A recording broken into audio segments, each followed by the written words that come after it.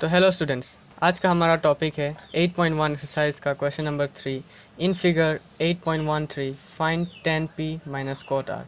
तो यहाँ हमें एक फिगर दिया गया है जिसमें हमें पी क्यू का वैल्यू दिया गया है 12 सेंटीमीटर और पी आर का वैल्यू दिया गया है 13 सेंटीमीटर और क्यू आर का वैल्यू नहीं दिया गया है। तो हमें क्यू आर का वैल्यू फाइंड करना पड़ेगा। तो सबसे पहले हम गिवन लिख लेते हैं।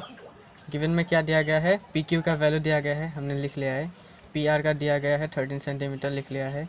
क्यू आर नहीं दिया गया है तो हमने क्वेश्चन मार्क दिया है। अब चलिए क्यू आर का वैल्यू फाइंड करते हैं। सबसे पहले क्यू आर का वैल्यू फाइंड करना पड़ेगा। तो हमें क्यू आर का वैल्यू कैसे फाइंड करेंगे, एक फॉर्मूला लगाएंगे जिसका नाम है पाइथागोरस थ्योरम। ठीक है, तो यहाँ लिख लेते हैं बाय पाइथागोरस थ्योरम।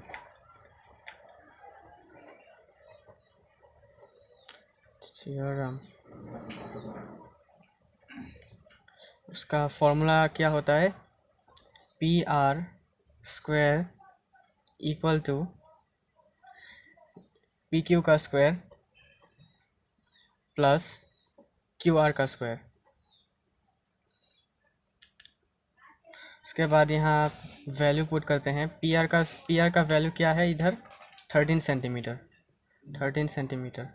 13 का स्क्वायर, सॉरी यहाँ आप सेंटीमीटर नहीं भी लिखेंगे तो चलेगा, यहाँ काट देता हूँ। उसके बाद पी क्यू का स्क्वायर, पी क्यू का वैल्यू क्या दिया गया है 12 सेंटीमीटर, तो यहाँ लिख लेते हैं 12 square plus Q R square.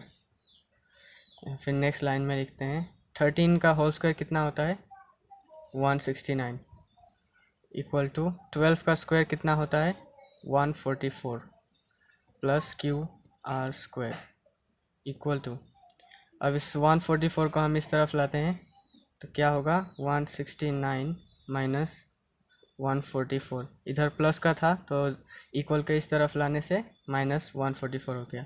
ठीक है, equal to Q R square. अब नेक्स्ट लाइन में 169 माइनस 144 कितना होता है 25 equal to Q R square. उसके बाद अब 25 का स्क्वायर रूट क्या होता है, नेक्स्ट लाइन में हम लिखते हैं Q R equal to square root of 25। ठीक है, अब क्यू आर का वैल्यू क्या है, क्यू आर इक्वल टू 25 का स्क्वायर रूट जो है 5। तो हमें क्यू आर का वैल्यू मिल चुका है 5 सेंटीमीटर। अब हमें फाइंड करना पड़ेगा 10p और कोट आर। तो यहाँ हम 10p और कोट आर यहाँ फाइंड कर लेते हैं। 10p का वैल्यू क्या है, सॉरी देयरफॉर 10p का फॉर्मूला क्या है, सबसे पहले p का फॉर्मूला 10 का फॉर्मूला क्या होता है परपेंडिकुलर बाय बेस। तो यहाँ परपेंडिकुलर क्या है 10p का, इधर एंगल p से 10 का फॉर्मूला क्या बनता है परपेंडिकुलर बाय बेस। तो इधर एंगल p का परपेंडिकुलर क्या है क्यू आर। तो क्यू आर का वैल्यू हमने क्या निकाला था 5 सेंटीमीटर। तो यहाँ हम लिख लेते हैं 5 डिवाइडेड बाय बेस। तो यहाँ एंगल p का बेस कौन है पी क्यू 12 सेंटीमीटर। तो यहाँ हम लिख लेते हैं 12 सेंटीमीटर। उसके बाद अब हमें निकालना पड़ेगा कोट आर। तो हम निकाल लेते हैं कोट आर। तो इधर एंगल आर से कोट का वैल्यू क्या निकलता है, हमें इसका फॉर्मूला क्या है कोट का 10 का ऑपोजिट 10 का रेसिप्रोकल। तो 10 का रेसिप्रोकल क्या है b बाई पी।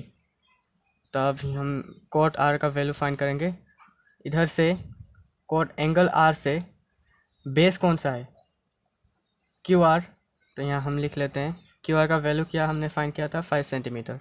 तो हम यहाँ लिख लेते हैं 5 और परपेंडिकुलर क्या है इधर आर से एंगल आर से 12 सेंटीमीटर। तो हमें 10p और कोट आर का वैल्यू मिल चुका है। अब हम फाइंड करते हैं 10p माइनस कोट आर। तो यहाँ लिख लेते हैं therefore 10p minus cot R equal to 10p का वैल्यू क्या है हमने यहाँ फाइंड किया था 5/12 माइनस कोट आर का वैल्यू क्या है 5/12।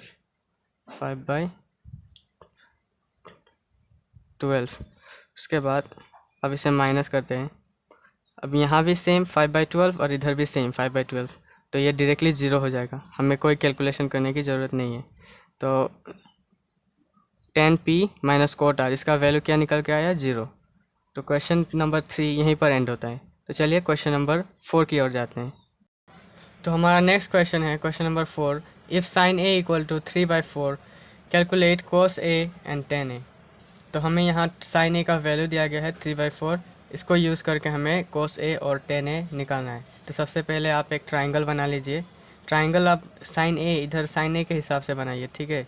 इधर a इधर होना चाहिए, नहीं तो इधर कहीं भी रख सकते। अगर आप a यहाँ रख देंगे तो आपको प्रॉब्लम होगा, वो रॉन्ग हो जाएगा, ठीक है। तो इसके हिसाब से बनाइए। अब चलिए सॉल्यूशन को स्टार्ट करते हैं। तो यहाँ सबसे पहले आप लिख लीजिए साइन ए का फॉर्मूला लिख लीजिए। उसके बाद परपेंडिकुलर का वैल्यू क्या है, इधर परपेंडिकुलर BC है और हाइपोटेन्यूस AC है, तो ये आप लिख लीजिए। उसके बाद इक्वल्स टू 3/4 जो साइन ए का वैल्यू है। अब आप ये इधर देखिए, हम यहाँ से BC और AC का वैल्यू निकाल सकते हैं कि नहीं। BC का वैल्यू क्या होगा 3, पर यहाँ हम 3 नहीं लिखेंगे, यहाँ हम लिखेंगे 3K। आपको बताऊंगा क्यों लिखा है 3K। और AC का वैल्यू क्या है, AC इक्वल टू 4K। ये जो हमें साइन ए दिया गया है, ये 3/4, ये एक रेशियो है। रेशियो क्या होता है, रेशियो हमेशा ओरिजिनल नंबर नहीं पता है, ये रेशियो है। तो रेशियो हमें 3K और 4K, इसे K लिखते हैं इसीलिए, ठीक है। तो यहाँ हम सॉल्यूशन स्टार्ट करते हैं। अब हमें AB का वैल्यू नहीं दिया गया है, तो हमें AB का वैल्यू पहले फाइंड करना पड़ेगा। तो पाइथागोरस थ्योरम लगाते हैं इधर, बाय पाइथागोरस थ्योरम।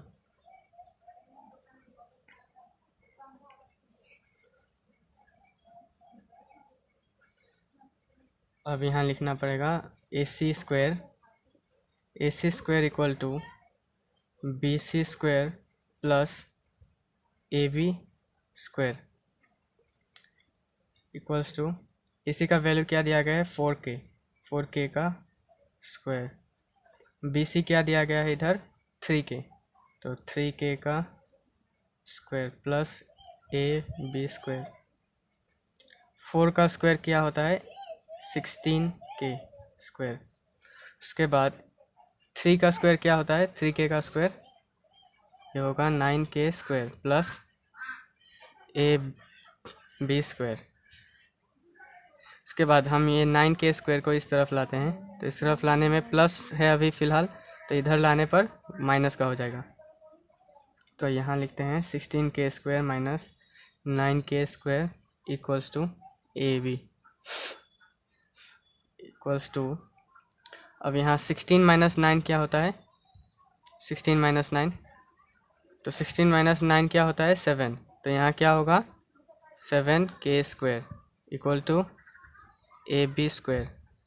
तो यहाँ हम ये स्क्वायर इधर ट्रांसफ़र करेंगे, तो क्या होगा AB equal to root over 7। उसके बाद यहाँ देखिए 7K स्क्वायर, ये रूट के अंदर है, पर K स्क्वायर K के ऊपर स्क्वायर है, तो यहाँ K बाहर आ जाएगा। तो लिख लेते हैं नेक्स्ट लाइन में AB equal to root 7K।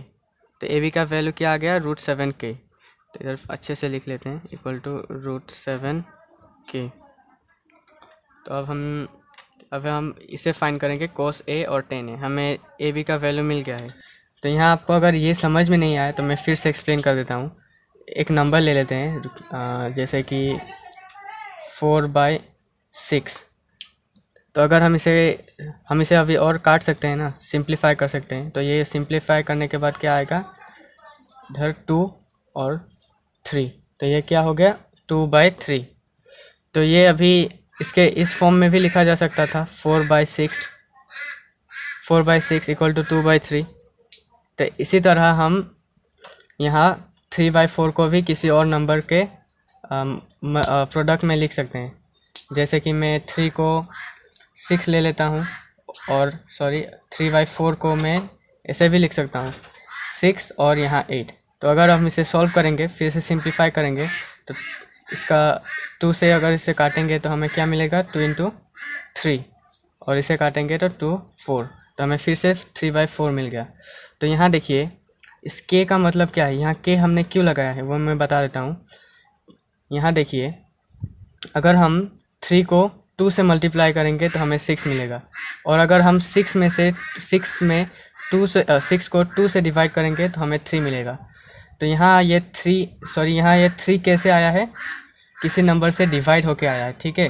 तो अगर डिवाइड होके आया है और उसमें हम वही नंबर फिर से मल्टीप्लाई कर देंगे तो हमें वो नंबर मिल जाएगा जो हमें चाहिए, इसका वैल्यू मिल जाएगा, है कि नहीं। इधर इसीलिए मैंने यहाँ 3 को k से मल्टीप्लाई किया है। k क्या है, वो नंबर है जिससे ये 3 डिवाइड होके आया है, ठीक है।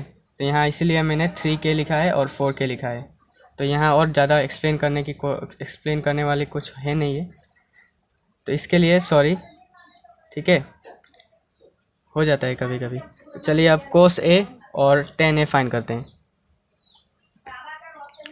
cos a, तो यहाँ हम लिख लेते हैं therefore cos a equal to, यहाँ cos a, इस एंगल a से हमें cos फाइंड करना पड़ेगा। तो cos a का फॉर्मूला क्या होता है, सबसे पहले लिख लेते हैं बेस बाय हाइपोटेन्यूज।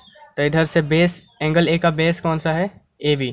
तो AB का वैल्यू अभी हमने फाइंड किया था √7k। तो यहाँ लिख लेते हैं इक्वल्स टू √7k बाय, और पर हाइपोटेन्यूज का वैल्यू क्या है, यहाँ दिया गया है AC 4k। तो यहाँ लिख लेते हैं 4k, और अब यहाँ k से k गया, कट गया, तो यहाँ आंसर क्या आया, √7/4। अब हमें क्या फाइंड करना पड़ेगा, tan a। तो tan a का वैल्यू क्या है, फाइंड करते हैं। तो सबसे पहले हम tan a का फॉर्मूला लिख लेते हैं। tan का फॉर्मूला क्या होता है, perpendicular by base equals to, अब चलिए इसे फाइंड करते हैं। तो इधर tan, एंगल a का tan क्या होता है, परपेंडिकुलर बाय बेस। तो एंगल a से परपेंडिकुलर कौन सा है, BC। तो BC का वैल्यू क्या है, 3k, हाँ। उसके बाद बेस क्या है एंगल a का, एंगल a का बेस है AB, उसका वैल्यू है √7k। तो यहाँ लिख लेते हैं √7k। तो यहाँ k से k गया, तो इक्वल्स में क्या आया, 3/√7। तो हमें cos a और tan a का वैल्यू मिल चुका है 3/7। तो नेक्स्ट वीडियो में हम क्वेश्चन नंबर 5 और 6 को डिस्कस करेंगे। तो आज के लिए बस इतना ही, मिलते हैं नेक्स्ट वीडियो में।